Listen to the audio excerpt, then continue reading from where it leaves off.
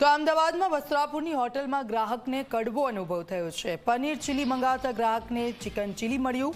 વસ્ત્રાપુરની the park residency હોટલની આ ઘટના બની છે। જૈન યુવકને પનીરની જગ્યાએ ચિકન ચીલી પીરસાઈ ગયું। હોટલમાં વેજ નોનવેજ એક રસોડામાં બનતું હોવાનું પણ સામે આવ્યું છે। પનીરની જગ્યાએ ચિકન આપતા ગ્રાહકોએ હંગામો કર્યો હતો। તો આવી તો અનેક ઘટનાઓ આપણે જોઈ ચૂક્યા છે અને વધુ એક આ ઘટના જે સામે આવી છે। જે ઓર્ડર મંગાવ્યો હતો તેનાથી વિપરીત ખાવાનું મળ્યું છે।